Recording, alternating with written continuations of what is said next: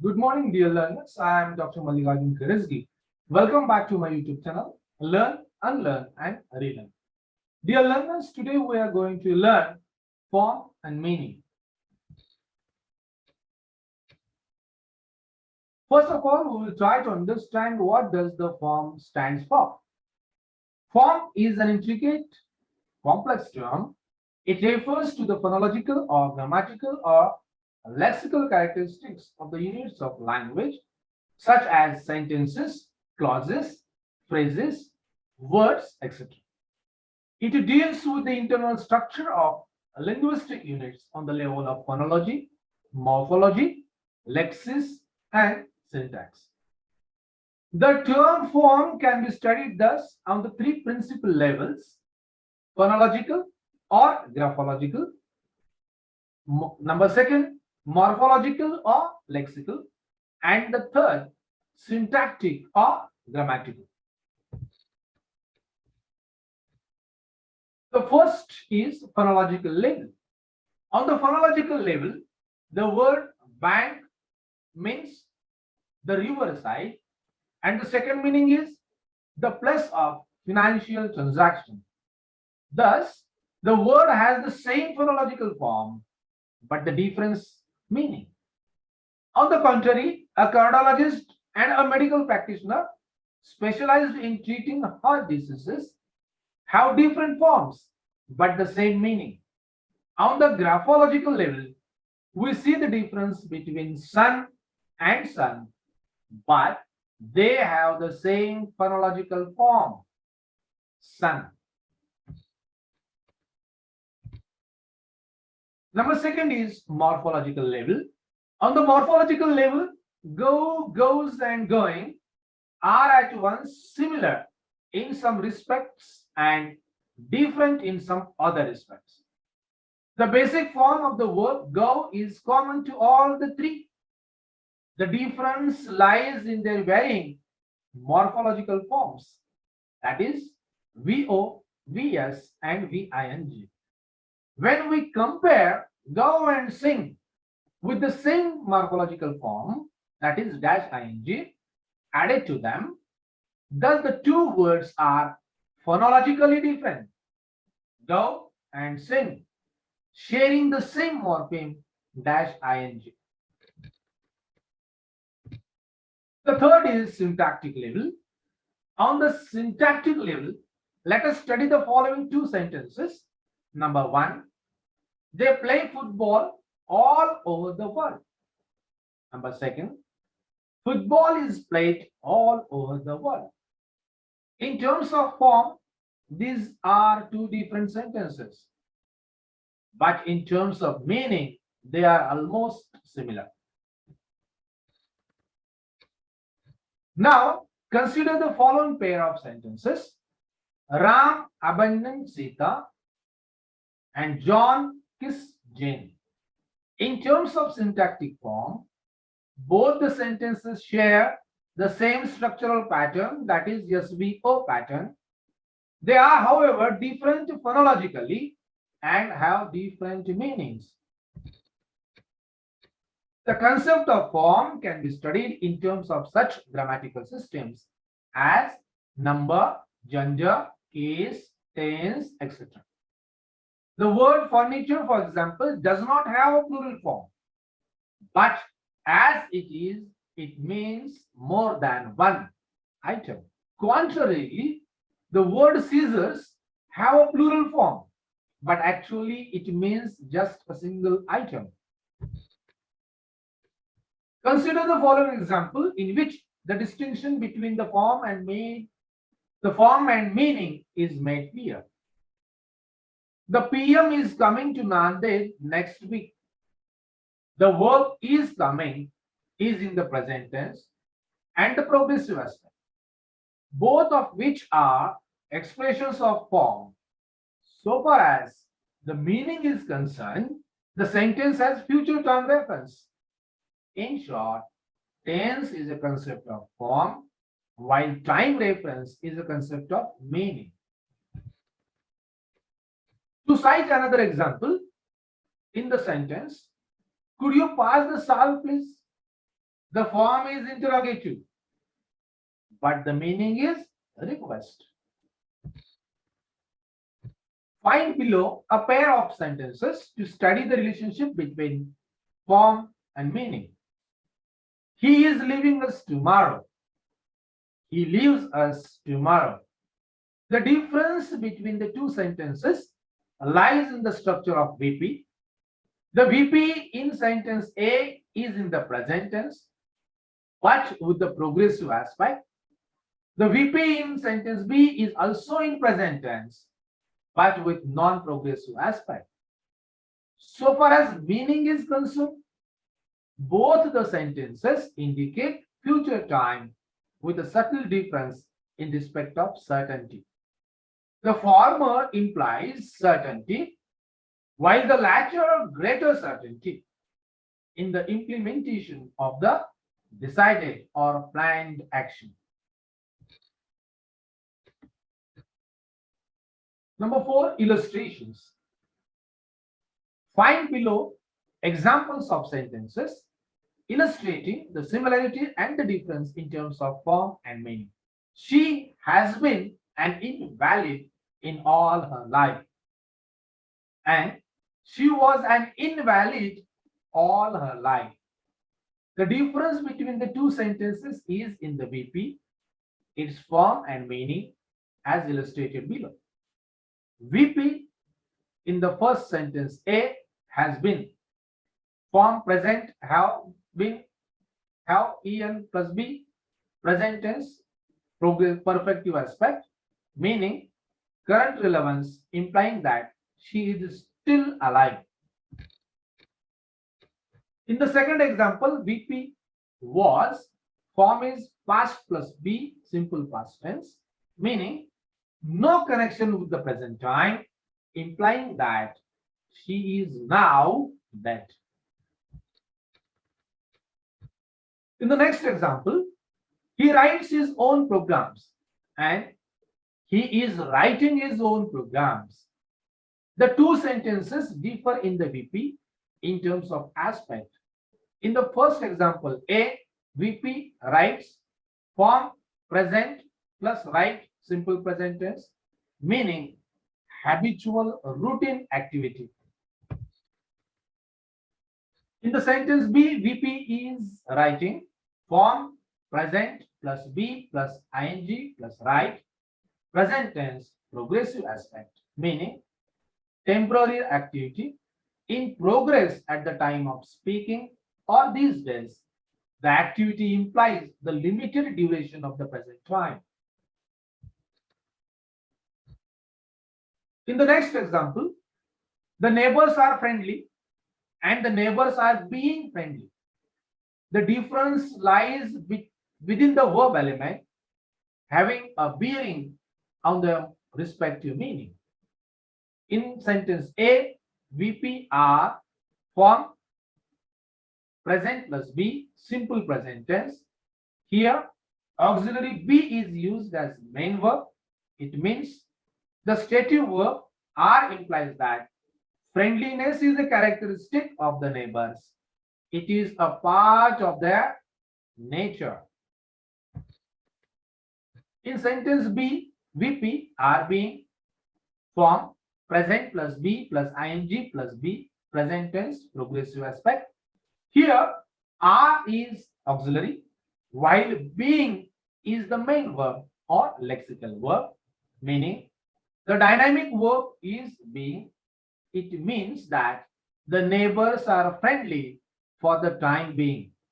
Their friendliness is occasional or temporary and not a part of their nature. In the next example, John always comes late and John is always coming late. In this pair of sentences, in the first example, A, form always comes present simple, adverb plus main verb, meaning habitual or routine action expressing the speaker's objective tone. In the second example, B, form is always coming, present progressive, meaning a characteristic activity on the part of John expressing the speaker's annoyance or disapproval. In the next pair of sentence, I have rung the bell for the last 10 minutes and I have been ringing the bell for the last 10 minutes. In the example A, VP have rung, form, present perfective, present have, dash en, ring. It means the action of ringing starts at the moment in the past and is complete by now, that is at the time of speaking. Emphasis on completion. In the example B, VP have been ringing, form, present perfective progressive, meaning the action started at the moment in the past and has continued all through the period till the present moment and is in progress even now. Emphasis on continuity of the action. In the next pair of sentences, he was killed in an accident. He got killed in an accident. In sentence A, VP was killed. Form, passive voice, past plus B plus dash en plus kill, meaning subject is passive participant or sufferer. And in sentence B, VP got killed. Form, pseudo passive, past plus get plus en plus kill, meaning subject is partly responsible for the action. The event, usually unpleasant, affects the subject. In the next pair of sentence, he scores a goal and he scores goals. Form, sentence A is SVO, O is singular, meaning instantaneous use. And in sentence B, form is SVO, O is plural, object is plural, meaning habitual use. The change in the form of the object from singular to plural results into the change of meaning, that is from instantaneous to habitual. In the next pair, I don't like to speak in English. I don't like speaking in English. In the sentence A, to speak, it is non-finite VP, infinitive, implying something occasional or temporary.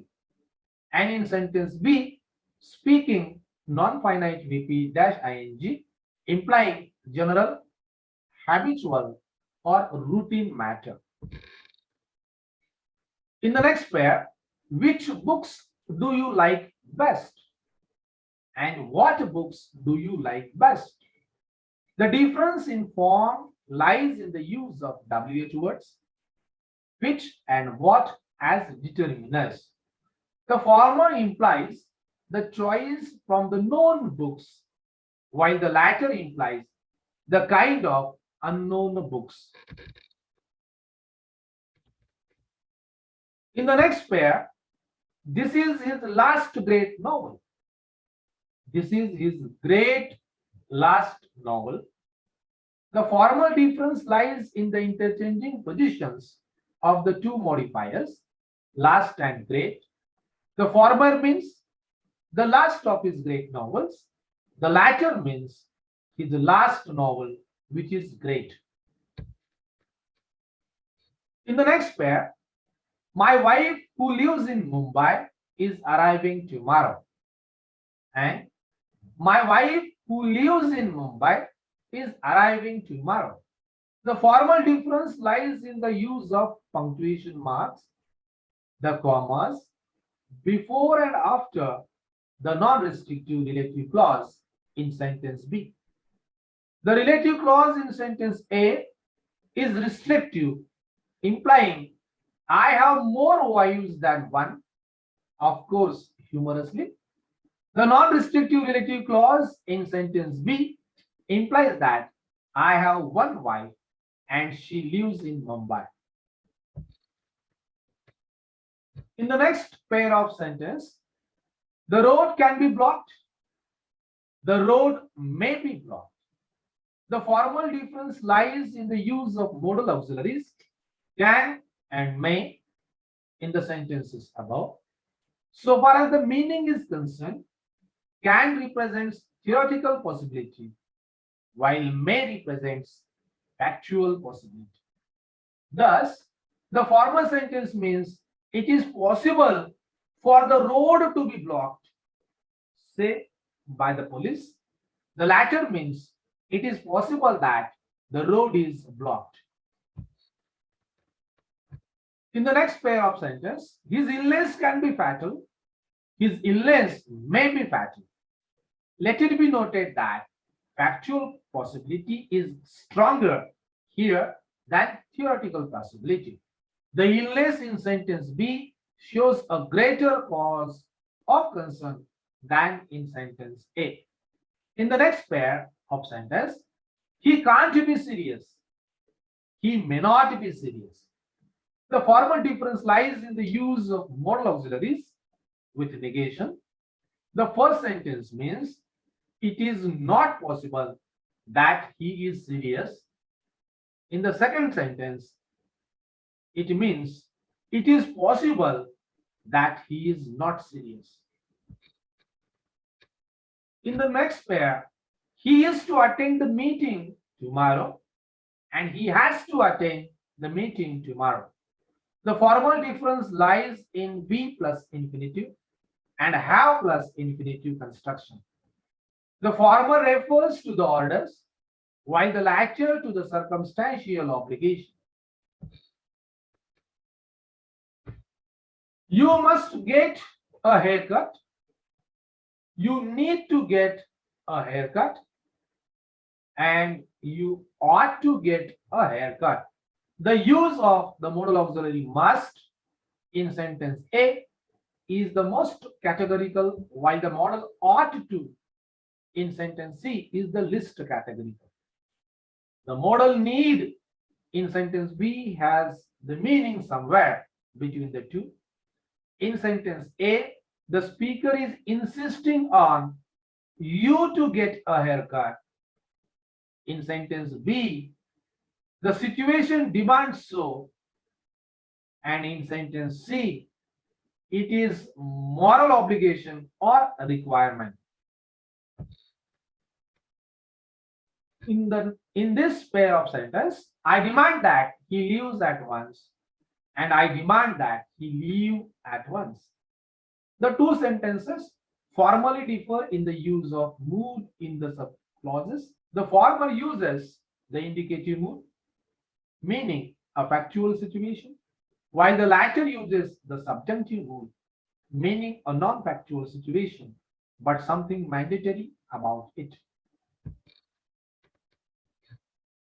In the next pair of sentences, John is easy to please and John is eager to please. Both of the sentences have the same grammatical structure at the surface level, that is subject plus be plus adjective plus V2. However, they are semantically different at the deep level of explained below, as explained below. In sentence A, someone pleases John. It is easy. In this case, John is the object, that is recipient or beneficiary. In sentence B, John pleases someone and John is clear. Here, John is the subject and is the agent, doer of the action. In the next pair of sentence, when will you visit us again? And when will you be visiting us again? In sentence A, VP will visit, form will plus V4, simple present, meaning related to listener's intention. And in sentence B, VP will be visiting, form will plus B plus VING, present progressive, meaning asking the listener to predict his next visit. In this pair of sentences, let us see. We sat on the grass and we sat in the grass. The formal difference in preposition leads to the difference of meaning. The sentence A, the prepositional phrase on the grass implies surface. That is, the grass is short enough to contact. In sentence B, the prepositional phrase in the grass implies volume. That is, the grass is long enough to close us.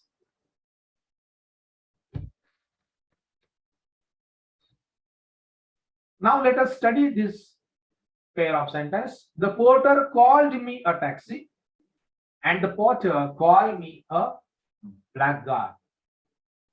Form. In addition to the obvious formal difference between taxi and blackguard, the two sentences differ in terms of structure. That is, SV, indirect object and direct object. In sentence B, subject, verb, object direct and complement, object complement. Meaning, in sentence A, the porter called a taxi for me. And in sentence B, in the view of the porter, I was a blackguard and he called me so. Let us try to study this pair of sentences. Most of us are working this evening and most of us are dreading this evening. Form. Obviously, the two sentences have two different verbs, work and dread, leading to the difference in syntactic structure with SVA and SVO. Meaning, in the sentence A, the time indicated for our working is this evening, adverbial of time. In sentence B, what we are dreading is this evening, object. Now let us study this pair of sentences.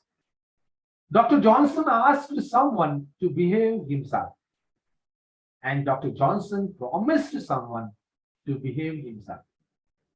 Form. The formal difference lies in the use of the verbs asked in sentence A and promised in sentence B. This results into the difference of meaning. Meaning in sentence A, someone is to behave himself. Dr. Johnson asked him to do so. And in sentence B, Dr. Johnson promised someone that he himself, Dr. Johnson, should behave himself. In this pair of sentences, now we will try to study this pair of sentences. He stopped talking to his girlfriend.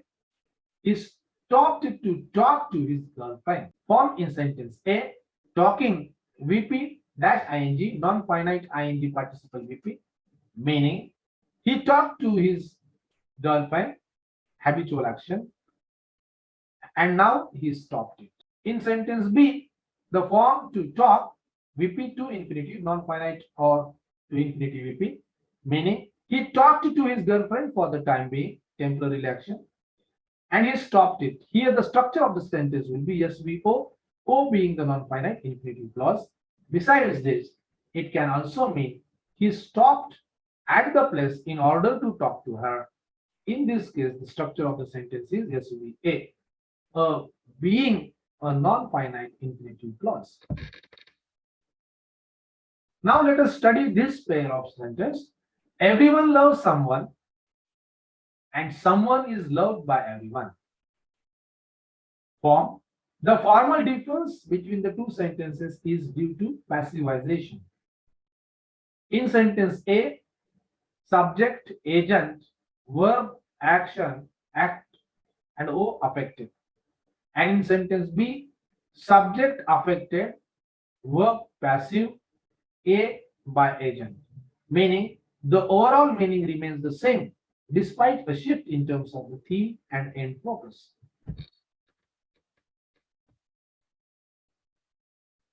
Now, dear learners, here are some of the examples I would like to give you for your exercise, for your practice. I request you all watch this video again and again and try to understand the concepts. If you have any doubt, feel free, let me know. Please mail me all your queries. I will try my level best to answer them. And here are some of the exercises for your practice. Distinguish the sentences in each pair in terms of form and meaning. Number one, Lata sings well. Lata is singing well. Number second, the police arrested the thief. The thief was arrested by the police. Number third, my sister called me up last night. My sister called me, called on me last night. He reads the poem well. The poem reads well. Next, the man was drowning. The man drowned. He is a fool. He is being a fool. He smiled at her happily. Happily he smiled at her. I enjoy the seaside. I'm enjoying the seaside. John lived in Paris for 10 years. John has lived in Paris for 10 years. I don't like to telephone from the STD booth.